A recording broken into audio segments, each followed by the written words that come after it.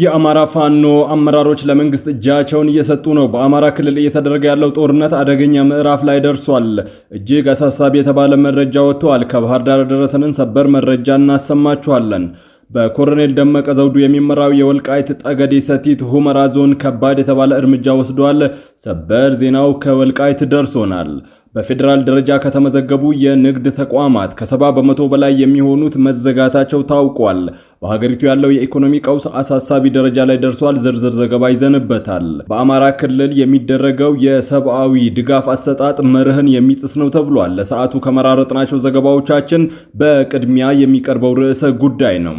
ክቡራትና ክቡራን የጥበብ ሚዲያ ቤተሰቦች በዛሬው ቆይታችን እነዚህንና ሌሎችንም ሀገር አቀፍና ዓለም አቀፍ መረጃዎችን በዝርዝር ወደ እናንተ እናቀርባለን። ጥበብ ሚዲያ በጋዜጠኞች የተመሰረተ ሚዛናዊና ተአማኒ መረጃዎችን በየዕለቱ የሚያደርሳችሁ ገለልተኛ የሚዲያ ተቋም ነው። ለቤቱ አዲስ የሆናችሁ ሰብስክራይብ በማድረግ የደወል ምልክቷን በማብራት የቤቱ አባል ትሆኑ ዘንድ በታላቅ ትህትና እንጋብዛለን። ለወዳጅ ዘመድ ወደ ሀገር ቤት ገንዘብ የምትልኩ እንዲሁም ዓለም አቀፍ ንግድ የምትሰሩና አጠቃላይ በንግድ ሂደት ላይ ለተሰማራ ውድ ቤተሰቦቻችን ይረዳችሁ ዘንድ የዕለቱን የውጭ ሀገር ገንዘቦችን ዕለታዊ የምንዛሬ ዋጋ ነግረናችሁ ወደ ዝርዝር ዘገባዎቹ እናልፋለን። ጥበብ ሚዲያ የህዝብ ድምጽ ነው። ዛሬ በኢትዮጵያ ንግድ ባንክ አንድ የአሜሪካን ዶላር 151 ብር ከ6 ሳንቲም ተገዝቶ 154 ብር ከ6 ሳንቲም እየተሸጠ ነው። ፓውንድ ስተርሊንግ 198 ብር ከ3 ሳንቲም ተገዝቶ 202 ብር ከ3 ሳንቲም ይሸጣል። የአውሮፓ ዩሮ 176 ብር ከ5 ሳንቲም ተገዝቶ 180 ብር እየተሸጠ ነው። የስዊዝ ፍራንክ 184 ብር ከ9 ሳንቲም ተገዝቶ 188 ብር ከ6 ሳንቲም ይሸጣል። የኩዌት ዲናር 484 ብር ከ6 ሳንቲም ተገዝቶ 494 ብር ከ2 ሳንቲም ይሸጣል። የቻይና ዩዋን 21 ብር ተገዝቶ 21 ብር ከ4 ሳንቲም እየተሸጠ ሲሆን የተባበሩት አረብ ኤሚሬቶች ድርሃም 41 ብር ከ2 ሳንቲም ተገዝቶ 42 ብር ከ1 ሳንቲም ይሸጣል። የሳውዲ ሪያል 40 ብር ከ4 ሳንቲም ተገዝቶ 41 ብር ከ2 ሳንቲም እየተሸጠ ነው። በአማራ ክልል የሚደረገው የሰብአዊ ድጋፍ አሰጣጥ መርህን የሚጥስ ነው ተባለም። የፌዴራል የአደጋ ስጋት አመራር ኮሚሽን በፊናው ዓለም አቀፍ ስምምነቶችንና ሕጎችን በሚጥስ መልኩ ስለመከናወኑ መረጃ የለም ብሏል። የአማራ መልሶ ማቋቋም ድርጅት አመልድ በአማራ ክልል አንዳንድ አካባቢዎች ላይ የሚደረገው የሰብአዊ ድጋፍ አሰጣጥ መርህን የሚጥስ የዜጎችን ሰብአዊ ክብር የሚያሳጣ ተግባር የታየበት መሆኑን ገልጿል። የአማራ መልሶ ማቋቋም ድርጅት አመልድ የሰብአዊ ድጋፍ አሰጣጥ መርሆችን ስለማክበር የቀረበ ጥሪ በሚል ታህሳስ 30 ቀን 2018 ባስተላለፈው መልእክት በአማራ ክልል ያለው የሰብአዊ ድጋፍ አሰጣጥ ሂደት የሰብአዊ ድጋፍ መርህን ያልተከተለና የሰዎችን ሰብአዊ ክብርና እምነት ሞራል ባልጠበቀ መልኩ እንደሚከናወን ማስተዋሉን ገልጿል። ድርጅቱ ለበጎ አድራጊ ድርጅቶች፣ ማህበራትና ለጋሽ አካላት ባስተላለፈው መልእክት ማንኛውም ድጋፍ ያለምንም ሃይማኖት፣ የፖለቲካ ባህልና የዘር ተጽዕኖ አድሎ ሊከናወን እንደማይገባና ዓለም አቀፍ የሰብአዊ መብት ድጋፍ አሰጣጥ መርሆች እንደሚያዙ አስገንዝቧል። ድርጅቱ በክልሉ የተፈጸመ ነው ያለውን መርህ አልባ የሰብአዊ ድጋፍ አሰጣጥ የሚያከናውኑ ድርጅቶች፣ ተቋማት ወይም ግለሰቦችን በግልጽ አልጠቀሰም። በአዲስ አበባ የመልካም አስተዳደር ችግር የሚፈጥሩ የታች መዋቅር አመራሮች ቁጥጥር እንዲደረግባቸው ተጠየቀ። የጎዳና ላይ ስብከትን ለመከላከል የሚረዳ ሕግ እየተዘጋጀ ነውም ተብሏል። በአዲስ አበባ ከተማ የመልካም አስተዳደር ችግሮችን የሚፈጥሩ የታች መዋቅር አመራሮችና ሰራተኞች ላይ ቁጥጥር እንዲደረግባቸው ተጠይቋል። ጥያቄውን ያቀረቡት የአዲስ አበባ ከተማ አስተዳደር ሰላምና ጸጥታ ቢሮ በአራዳ ክፍለ ከተማ ከማዕከልና እስከ ወረዳ በሚገኙ የመማክርት ጉባኤዎች በአገልግሎት አሰጣጥና በብልሹ አሰራር እንዲሁም በመልካም አስተዳደር ስራዎች ላይ ባለፉት 6 ወራት የተሰሩ ስራዎች እቅድ አፈጻጸም በተገመገመበት ዕለት ነው። በውይይቱ የተሳተፉት የአቃቂ ክፍለ ከተማ ነዋሪም አሌክ መሐመድ በከተማ አስተዳደሩ የበላይ አመራሮች የሚስተዋሉ የመልካም አስተዳደር ችግሮች እየተቀረፉ መሆኑን ተናግረው ነገር ግን ከታች ያሉ አመራሮችና ሰራተኞች ላይ ክፍተቶች መኖራቸውን የተሰጣቸውን ኃላፊነት በአግባቡ ያለመወጣት ክፍተት እንደሚስተዋልባቸው ተናግሯል። ለአብነት ያህልም መፍትሄ አላገኘም ያሉትን ጉዳይ ሲያስረዱም የንፋስ ስልክ ላፍቶ ክፍለ ከተማና የአቃቂ ክፍለ ከተማ አዋሳኝ በሆነው ተክለ ሃይማኖት ቤተክርስቲያን በሚገኘው አካባቢ የሚፈጸመው ዝርፊያና ድብደባ አሁንም ሊቆም አልቻለም ብለዋል። በፌዴራል ደረጃ ከተመዘገቡ 470 ሺህ የንግድ አገልግሎት ሰጪ የግል ድርጅቶች ውስጥ 370 ሺህ ስራ አቁመዋል ተባለም። በፌዴራል ደረጃ ከተመዘገቡ 470 ሺህ የንግድ አገልግሎት ሰጪ ድርጅቶች ውስጥ 370 ሺህ በማንኛውም ሁኔታ ምክንያት ከፌዴራል መዝገብ የመሰረዝ ዜናም ከዜናነት ባሻገር የገጠማቸው ፈተናና አስቸጋሪ ሁኔታ ምንድነው የሚል ጥያቄ የሚጭር ሪፖርት ሆኗል።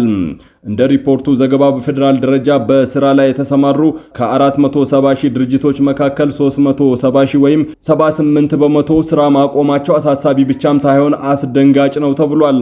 ችግሮቻቸውንና የመፍትሄውን አቅጣጫዎች አጥንቶ ያመላከተ መሆን ይገባው ነበርም ተብሏል። ሪፖርቱ መሰረት ያደረገው የስራና ክህሎት ሚኒስቴር ኤክስፖርት ጥናት በ2024 ከ370 ሺህ በላይ ድርጅቶች ከፌዴራል መዝገብ ተሰርዘዋል ማለቱ ምን ያህል የስራ ዕድልና ቀጥተኛ ያልሆነ የመንግስት ገቢ እንዲቀንስ ከአገልግሎት አሰጣጥና አቅርቦት አኳያ በምን ያህል ደረጃ የምርት አቅርቦት ስርጭት ሚዛን እንደሚያዛባ መረዳት ይቻላልም ነው የተባለው። የድርጅቶቹ በዚህ ደረጃ መዘጋት የመንግስት ገቢ በመቀነሱ ምክንያት በቀሩት ጥቂት ድርጅቶች ላይ የሚያሳድረው የግብር ጫና በሂደት ቀሪዎቹም ከገበያ ሊያስወጣ የሚችል ክስተት መሆኑን ግንዛቤ ሊወሰድበት የሚገባ ነውም ተብሏል። በስራና ክህሎት ሚኒስቴር ኤክስፐርቶች ተጠንቶ የቀረበው ሪፖርት በመንተራስ ቅዳሜ የወጣው የእንግሊዝኛ ሪፖርተር ጋዜጣም በፌዴራል ደረጃ ተመዝግበው ከሚገኙ በተለያዩ የሙያ ዘርፍ ከተሰማሩ የንግድ ድርጅቶች መካከል 80 በመቶ የሚሆኑት እንደተዘጉ በአሁኑ ጊዜም በአገልግሎት ላይ የሚገኙት የንግድ አገልግሎት ሰጪ ድርጅቶች ቁጥር ከ100 ሺህ እንደማይበልጡ ተዘግቧል። ለረጅም ዓመታት ፈጣን እድገት በማሳየት 470 ሺህ ደርሰው ከነበሩት በፌዴራል ደረጃ የተመዘገቡ የንግድ አገልግሎት ሰጪ ድርጅቶች መካከል 370 ሺዎቹ በ2024 መዘጋታቸውን ዘገባው አመላክቷል። በኦሮሚያ ክልል አርሲ ዞን ዴክሳስ በሚባል አካባቢ የሚገኝ ግሎባል የሚሰኝ ማደያ ከፍተኛ የውጭ ምንዛሬ ወጥቶበት ወደ አገር ውስጥ የሚገባ ነዳጅ መሬት ላይ ሲያርከፈክፍ የሚታይበት ምስል ሰሞኑን መነጋገሪያ ሆኖ ነበር። የነዳጅና ኤነርጂ ባለስልጣን ዋና ዳይሬክተር ደስታየው መኳንንት ጉዳዩን በተመለከተ ነዳጁ ኃላፊነት በተሞላበት መንገድ ለህዝብ ጥቅም መዋል ሲገባው ያለ አግባብ ህዝብ በተሰበሰበበት መሬት ላይ እያርከፈከፈ የሚያሳየውን ምስል ተቋሙ ተመልክቶ ጉዳዩን በማጣራት ይህንን ተግባር የፈጸመው ማደያ እንዲታገድ መወሰኑን ተናግረዋል። የማደያው ድርጊት ህገወጥ መሆኑ የሚያጠራጥር እንዳልሆነ የገለጹት ዳይሬክተሩ የወንጀል ተጠያቂነት የሚቀጥል ሆኖ ሳለም ማደያው ቢያንስ ለ3 ወራት ፈቃዱ ታግዶ ይቆያልም ብለዋል። የድርጊቱ ፈጻሚዎች በህግ አግባብ ይጠየቃሉ፣ ጉዳዩንም ለክልል ባለድርሻ መስሪያ ቤቶች አሳውቀናል ሲሉም ገልጸዋል። ድርጊቱ የተፈጸመው በማደያው ምረቃ ስነ ስርዓት ወቅት መሆኑን የድርጊቱ ፈጻሚዎች የአካባቢ ባለስልጣናት ስለመሆናቸው ሐሳባቸውን የሰጡ በቦታው የተገኙ ነዋሪዎች ተናግረዋል። ማደያዎች ፍቃድ አውጥተው የነዳጅ ምርትን ለተጠቃሚው ህብረተሰብ በአሰራሩ መሰረት ደህንነቱን በጠበቀ መልኩ ተደራሽ የማድረግ ኃላፊነት አለባቸው ሲሉ አሳስበዋል። በጋይንት ወረዳ የታጠቁ ኃይሎች ወደ ሰላማዊ መንገድ እየገቡ መሆኑ ተገልጿል። ፋኖ በበኩሉ በሰራዊቱ ላይ ድል መቀዳጀቱን አስታውቋል። በደቡብ ጎንደር ዞን ላይ ጋይንት ወረዳ ተሰማርቶ ለሚገኘው ለመንግስት መከላከያ ሰራዊት ክፍለ ጦር በርካታ ቁጥር ያላቸው የታጠቁ ኃይሎች እጅ መስጠታቸውን የክፍለ ጦሩ አዛዥ ገልጸዋል። በሌላ በኩል ደግሞ በአካባቢው የሚንቀሳቀሱ የፋኖ ታጣቂዎች ባለፉት ጥቂት ቀናት በነበረው ውጊያ በመንግስት ሰራዊት ላይ ከፍተኛ ጉዳት ማድረሳቸውንና ድል መቀዳጀታቸውን በመግለጽ ላይ ይገኛሉ። የክፍለ ጦሩ አዛዥ ኮሎኔል አሰጋ አከለ እንደገለጹት በማኮቢያ ቀበሌ ዙሪያሽ መገንጠያ ይንቀሳቀሱ የነበሩ የታጠቁ ቡድን አባላት ትርጉም የሌለው የጫካ ኑሮ አንፈልግም በሚል ወደ ሰላማዊ መንገድ ተመልሰዋልም ብለዋል አዛዡም። እነዚህ ግለሰቦች ቀደም ሲል በነበራቸው እንቅስቃሴ ህዝብ ሲበድሉ እንደነበረ በመረዳት በመጸጸት ሰላምን መርጠው ገብተዋል ሲሉም ገልጸዋል። በአሁኑ ወቅት በቀጠናው በርካታ ታጣቂዎች በተመሳሳይ ሁኔታ በሰላማዊ መንገድ እጅ እየሰጡ መሆኑን የጠቀሱት ሌተናንት ኮሎኔሉም ቀሪዎቹ ይህንን አጋጣሚ በመጠቀም ወደ ሰላማዊ ህይወት እንዲመለሱ ጥሪ አቅርበዋል። በተቃራኒው ግን ከፌዴራል መንግስት ሰራዊት ጋር ውጊያ እያደረጉ ያሉት የፋኖ ታጣቂዎች በቅርብ ቀናት ውስጥ በመከላከያ ሰራዊቱ ላይ መጠነ ሰፊ ጥቃት ማድረሳቸውንና ወታደራዊ ድል ማስመዝገባቸውን ገልጸዋል። የታጣቂዎቹ መሪዎች እንደሚሉት ሰሞኑን በነበረው ውጊያ የሰራዊቱን ግስጋሴ መግታት መቻላቸውንና የሎጂስቲክስ እንቅስቃሴውንም መገደባቸውን ተናግረዋል። በዚህም ሂደት የመከላከያ ሰራዊቱ የጭነት ኦራል ማቃጠላቸውንና በሰራዊቱ አባላት ላይ የሰው ኃይል ጉዳት ማድረሳቸውን ገልጸዋል። በተጨማሪም የታጠቁ ኃይሎች በመግለጫቸው በርካታ የመንግስት ሰራዊት አባላት መማረካቸውንና የጦር መሳሪያዎችም በቁጥጥር ስር መዋላቸውን ይፋ አድርገዋል። ይህ እንቅስቃሴያቸው በአካባቢው ያላቸውን የበላይነት የሚያሳይ መሆኑን አሁንም በተለያዩ ግንባሮች የመከላከያ ሰራዊቱን እየተጋፈጡ እንደሚገኙ ነው ያስታወቁት።